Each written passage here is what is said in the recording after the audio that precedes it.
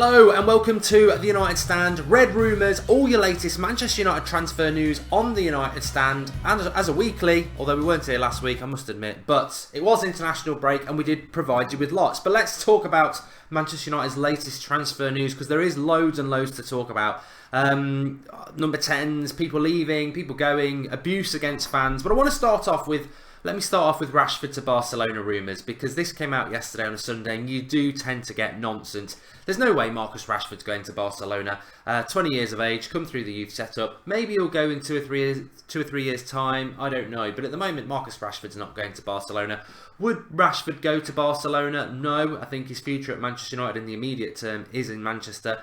Would Barcelona want Marcus Rashford there? Potentially, but I don't think Rashford's not the finished article anyway. I think it's a bit nonsensical that a team like Real Madrid or Barcelona would take Rashford. I think they'd like to have him as part of their setup, but for the money they'd have to pay for him, he's not the finished article yet. And from a Manchester United perspective, that's really good for us. I still think Rashford needs to work on a couple of things on his game, i.e. his decision making and his final ball. But very happy with Rashford. He's not going to go anywhere. Titi. Titi is a Barcelona centre-back, French, born in Cameroon actually, but 23 years of age, 6'4", Manchester United linked with him. Just going to talk about him because one, we're not going to sign him, and two, we're not going to sign him. £53 million release clause, plays as a centre-back, decent centre-back, gets around the pitch, decent on the ball. Linked to him over the last few days, but he's playing regularly for Barcelona. He's not going to leave Barcelona. His contract, I think, is about 4 years long. £53 million release clause. Yes, we could put the offer in, but he ain't going to leave Barcelona for Manchester United. So both Barcelona rumours, a bit of a non-entity in relation to that. What I do want to ask, actually, I'd forgotten about this, was Manchester United, Jose Mourinho, PSG, merry-go-round. PSG apparently are looking to sack their manager, Emery, I think it is, before January. Now, if they sack him, that is going to cause a world of pain for us Manchester United fans, because the press level will go up a level in relation to Mourinho to PSG. Mourinho needs to get on a new contract with United. He's got 18 months left on it. We need to get him on a new contract. But what I want to know is, I've seen a lot of United fans openly talking about Pochettino and, yeah, Pochettino this, yeah, we'd love Pochettino at United. What is this all about? What is this all about? Am I wrong to get frustrated by it? Am I a bit archaic? Am I a bit long in the tooth? A bit belong in the past? That I think we've got a manager who, regardless of what you think about him, he has progressed us from Van Gaal. He has won us trophies. He has got a second in the league. We have got injuries. Why are we talking about another manager coming to Manchester United? It would never, ever, ever have happened before when we were successful. So why is it happening now? I think it's totally disrespectful, and we shouldn't be doing it. I think it's the sort of thing that Arsenal fans or Real Madrid fans talk about, and I don't like that. I don't like that in Manchester United support. We should be far better than that. So what I want people to reply in the live comments below, not in the live comments, in the comments below is, what are your thoughts on Manchester United fans who are openly talking and arse-licking Pochettino? What are your thoughts on that? Get commented below. Give us your thoughts on it. The next player I want to talk about is Emil Forsberg of RB Leipzig. Sweden played Italy the other day. Mourinho was there in the stadium with Zlatan. Described as sort of like Christian Eriksen, but with pace and ability to run past a player. I mean, I think Eriksen's a fantastic player for Spurs, and would love him at Manchester United. We're desperate for a sort of creative player, whether they can play left, right or number 10. And Forsberg is a potential player that Manchester United are looking at. I think it might be a case of putting two and two together and getting 5, because just because Mourinho was at that game, Darmian played at that game and Lindelof played at that game. But away from those two, there's 1 or 2 players he might have been looking at, and Forsberg would be a player I'd be very interested in. He got more assists last year in the Bundesliga than Ousmane Dembele at Dortmund, who obviously went to Barcelona. 25 years of age. I think he's around 6 foot, probably just a bit under that. But realistically, it's his ability, his creativity to find space, and his assist making. And he can put the ball in the back of the net. I think Swedish as well. I wouldn't have that many concerns if he came to the Premier League, because traditionally Scandinavians do well in the Premier League. He's got a tremendous work ethic as well, because at Leipzig, you know, Timo Werner, Keita, players like that, they have done really well in the Bundesliga because they have got a really good work ethic, and he defends from the front. So Forsberg is a player I really like the look of. I'm not saying we're going to sign him, but I do like the look of him. And again, you know, we're talking about people like Griezmann, who I do think will come, and potentially Ozil, but Forsberg probably just, a little bit younger than them, and I think he's got something about him that I would really, really like at United. Let's talk about a player going out the window. Not literally, although a couple of years ago I probably would have been quite, for that. Fellaini. Sun reporting yesterday that Fellaini has agreed a deal to go to Besiktas, and Manchester United are happy for it to happen. £8 million in January to Besiktas. His contract is up in May. There's no year extension on this. We've already done that with Fellaini, so we've been trying to get him tied down to a new contract. It's not been signed yet, and if he goes in January, £8 million, or he goes for nothing in May. So yeah, look, if Fellaini's going to go, then £8 million in January is obviously a good bit of business, but he's not going to go. He is not going to go. Whether I want him to go or not, and I'm not going to say about that, but whether I want him to go or not, he is not going to leave Manchester United. He's never been so popular in the 4 years he's been here. And granted, he's been about as as popular as a Scouser, hasn't he? But he has got some popularity. People do miss him. Even I've missed him in the squad because he's an option. But why would you turn your back on a lucrative new contract at Manchester United?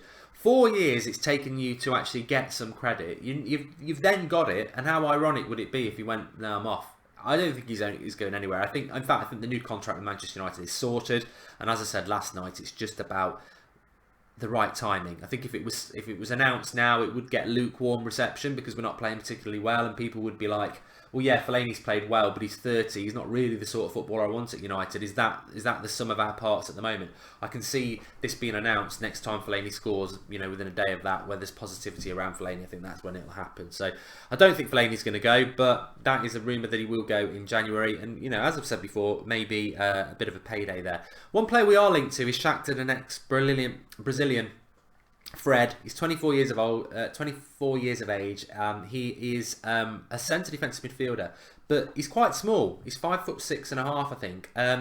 Very, very good at reading the game. Very good technically on the ball, and has done fantastically well for Shakhtar Donetsk in the way he gets around the pitch quick and breaks the play up.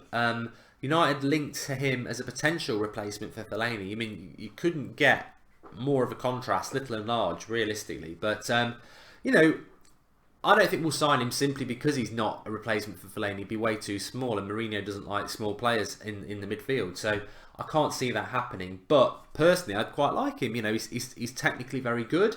He gets around the pitch very well. He breaks the play up. He reads the game. He feeds the better players ahead of him. I'd welcome a player like that at Manchester United, but I don't think there's anything in it. I really do think it's sort of come a bit left field, and nothing will happen in relation to that. Luke Shaw's interesting. Look, there's a few things I want to say. I've obviously been very negative about Fellaini over the years. Recently, I've been quite negative about Mkhitaryan, and I get people saying to me, "Oh, you're just as bad as anybody else." Well, no. My criticism of Mkhitaryan is based on the fact that he's not playing well. One, Mourinho should have dropped him before now. Two, it's inexcusable to put a Manchester United shirt on and not go into 50-50 tackles and look like a floating wet tissue in the wind. You're just floating around, not doing anything. And Mkhitaryan deserves the criticism that he's got. I've not said sell him in January. I've not said, kick him out the club, he's a disgrace. What I have said at the moment, he's not good enough, and that is based on fair criticism, I believe. I don't think he's going to get sold in January. I think he might end up being like Kagawa, and it will just fade out and he'll go elsewhere. But what I don't like is, I don't like people talking about replacing Mourinho when he's still here. I think it's disrespectful. I don't like people selling Herrera when he's still here and it's not even December and he was our player of the year last year. And I don't like people calling Luke Shaw fat, lazy and kick him out of my club. I just think it's media myth. Media myth that you, as fans who are critical of Luke Shaw, again, we're falling into this Real Madrid sort of fan support that it's become more and more prevalent over the last 5 years since Sir Alex Ferguson left. Manchester United are not about that. We've always had a depth. We've always had a level of class. I'm not going to say that when Sir Alex Ferguson was manager, people didn't criticise players. I remember going to Old Trafford quite regularly, and Ryan Giggs, for anybody who was going to Old Trafford in the early noughties, Ryan Giggs, as great a Manchester United player he is, he did used to get quite a bit of stick from the Old Trafford faithful because he'd give the ball away a lot. Fantastic player, but what I'm saying is United fans have always been critical of players. That's part of loving the club you support. But I don't think we've ever really been critical of managers, replacing them with other clubs' managers, sacking players. Well, we want new players in. Calling people fat and lazy. I mean, that's just low. It's low, and I don't know why our support's doing that. And I'm talking about Luke Shaw. Look, as I said the other night, I think Luke Shaw is finished at Manchester United. I think that's sad. I think he is one of the best left-backs in England, and it is sad. Arsenal want him, Chelsea want him, Spurs definitely want him, even Man City are linked to him. I mean, this isn't Everton or Stoke, this is top clubs in England who want Luke Shaw. Our manager doesn't want Luke Shaw because Luke Shaw needs, in my opinion, an arm round the shoulder. He's one of those sort of players that, he needs that sort of, wrapping in cotton wool sort of player, which is nothing, there's nothing wrong with that. That's human society for you. There are some people out there who, they're very tough people, and there's some people out there who wear their heart on the sleeve, and they need emotional support. And I think Luke Shaw needs support. Mourinho said to Rio Ferdinand in an interview in May before the Europa League, "I'm no good at putting my arms around players. It's not my style. I want people who run through brick walls for me." That's up to Mourinho. But I don't think United fans should be throwing Luke Shaw under a bus and calling him fat and lazy just because it's not working out for him at United. It's all it's so simplistic, I think. We had the same with Martial last year. Oh, he's a moody, stubborn player and he doesn't try in training. I mean, where are you getting this from? I'll tell you where you're getting it from. The rag headline papers who just make stuff up for you lot to swallow it up. It's a load of nonsense. Look, Martial hasn't got a bad attitude in training. That's been proved by Paul Pogba this last week, saying what a great trainer he is. He's one of the best players he's ever played with. And Luke Shaw's not got a bad attitude. He's been accused of being overweight by previous managers, but that's because, he's been injured a lot. Pochettino had him at Southampton where he was fantastic, which is why we bought him. Pochettino wants him back at Spurs. If Pochettino thought he had a bad attitude and he was lazy, why would he want him at Spurs? He wants him at Spurs because he knows what a lot of us have seen, that Luke Shaw can be a fantastic left-back. The problem is, and even I accept now, that Luke Shaw probably does need to leave United because him and Mourinho clash. Their personalities clash. They're not the personality that Mourinho wants. But I don't see why we have to take it down to the gutter. I really don't see why we have to take it down to the gutter at all and start abusing people on body fascism like that. It's disgraceful, it really is. And also, he's a Manchester United player. He's wearing a Manchester United training top. All right, he's not wearing the shirt at the moment, and he's still part of Manchester United. And if he goes, I wish him well. I don't get why we have to be so critical, and why, more importantly, you're believing myths, media myth. Oh, Luke Shaw's lazy and he can't be bothered. Says who? Mourinho hasn't said that. So why are we believing that? What we do know for a fact is that his previous manager at Southampton, who's now at Spurs, wants him. So I'd say he knows a little bit more than you do, or I do. I just think, you know what, we need a little bit of class in our club. We're second in the league. We're Europa League champions. We've got big players coming back like Pogba and Zlatan. We've got 2 winnable games coming up against Brighton and Newcastle in the Premier League. January transfer window is not that far off. I choose to be positive and believe rather than start being negative and selling players and getting rid of our manager and calling one of our left backs overweight. It's just not right. Not right at all.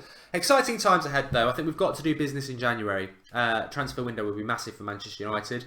Forsberg is a player I really like the look of. I don't know whether we're necessarily in for him, but what I do like is that we do have a number of options in at number 10 now. Ozil, Griezmann, Forsberg, to name 3. There are options, and Zlatan will probably play there as well. And that's important because I think that's the most important position for Manchester United at the moment. As Lukaku said on international break this weekend, I'm not getting the chances and that's affecting my form. And he's spot on, absolutely spot on.